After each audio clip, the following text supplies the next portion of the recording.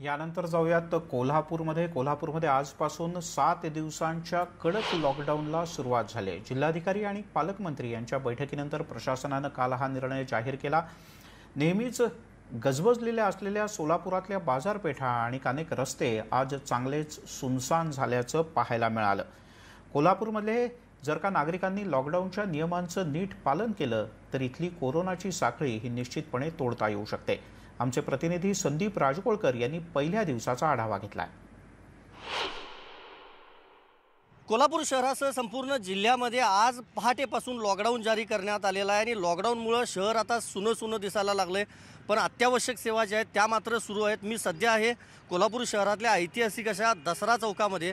आपण जर पाहिलं तर डाव्या बाजूचा जो मुख्य रस्ता आहे हा स्टेशन रोड आहे आणि अजूनही रस्त्यांवर दुचाकी असतील किंवा चारचाकी गाड्या असतील त्या पाहायला मिळत आहेत। मात्र बऱ्यापैकी त्यामध्ये अत्यावश्यक सेवा ज्या आहेत त्याच आहेत। समोर आपण बघतो ही सिलेंडरची गाडी देखील नुकताच गेलेली आहे आणि बॅरिकेड्स लावून अनेक रस्ते जे आहेत ते पूर्णपणे पॅक केलेले आहेत पोलिसांनी। हा आपण बघतोय समोरचा रस्ता बिंदू चौकाकडे जाणारा हा रस्ता आहे आणि तो रस्ता देखील पूर्णपणे पोलिसांनी पॅक केलेला आहे। दुसऱ्या बाजूला शिवाजी पुलाकडे जाणारा हा रस्ता आपण बघतो, या ठिकाणी देखील वाहनांची वर्दळ काही प्रमाणामध्ये पाहायला मिळते, पण काही कामं असली तरच कोल्हापूरकरांनी बाहेर पडावं असं खरं तर प्रशासनानं सांगितलेलं आहे। अशा पद्धतीनं आपण बघतोय पोलीस येईल त्या गाडीला थांबवतात आणि काय काम आहे, कशासाठी चाललेला आहात अशी विचारणा खरं तर केली जाते आणि त्यानंतरच त्या गाडीला सोडलं जातं। महत्त्वाचं म्हणजे अत्यावश्यक सेवांसोबतच विमानसेवा जी आहे कोल्हापूरमधली ती देखील सुरू राहणार आहे। येत्या रविवारपर्यंत हा लॉकडाऊन जो आहे तो असणार आहे। तुम्ही सकाळपासून आहात फील्डवर, काय सांगाल? अजूनही कोल्हापूरकर बिनकामाचं फिरताना दिसत आहेत?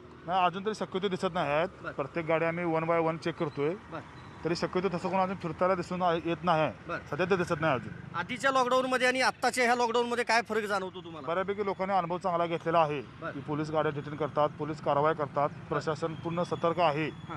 त्यामुळे सध्या लोक आता आज तरी बाहेर पडलेले दिसत नाही। आज आता यावेळी मला सांगा, विनाकारण फिरणाऱ्यांच्या गाड्या जप्त करताय तुम्ही? ह्याच्या आधी हजारो गाड्या जप्त केल्या होत्या कोल्हापूरमधल्या। हो बरोबर आहे ना, आता सुद्धा तीच प्रोसिजर चालू आहे।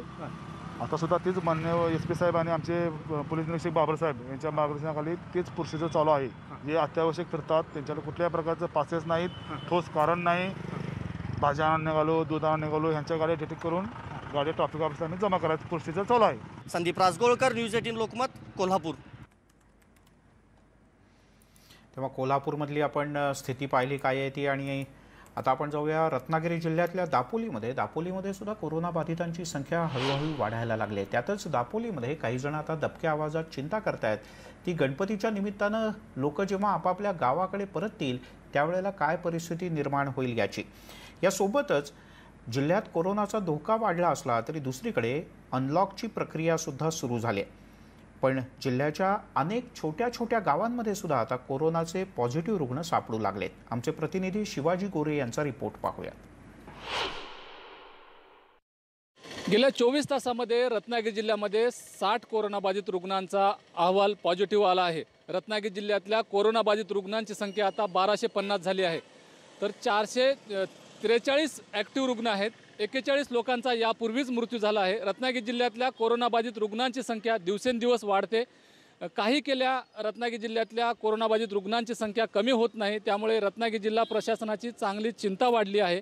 दुसरीकडे रत्नागिरी जिल्ह्यातल्या दापोली, खेड, मंडणगड, चिपळूण, गुहागर या तालुक्यातली कोरोनाबाधित रुग्णांची संख्या झपाट्याने वाढते, तर या तालुक्यातल्या कंटेनमेंट झोनच्या गावामध्ये सुद्धा वाढ होते। गुहागर तालुक्यातल्या चिखली या गावामध्ये एकाच गावामध्ये सुमारे 40 कोरोनाबाधित रुग्ण आढळून आले आहेत, तर दापोली तालुक्यातल्या आडे या गावामध्ये एकाच गावामध्ये सुमारे 25 कोरोनाबाधित रुग्ण आढळून आले आहेत। खेड तालुक्यातल्या लोटे घरडा MIDC मध्ये एकाच गावात 90 कोरोनाबाधित रुग्ण आजपर्यंत आढळून आले आहेत, त्यामुळे ही सगळी गावं कोरोनाची हॉटस्पॉट बनली आहेत।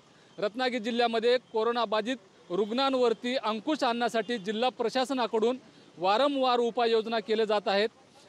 आता रत्नागिरी जिल्ह्यामध्ये अनलॉकची प्रक्रिया सुरू झाली आहे। रत्नागिरी जिल्ह्यामध्ये पुन्हा एकदा लॉकडाऊन करण्याचा निर्णय जिल्हा प्रशासनाकडून घेण्याचा निर्णय आजच होणार आहे।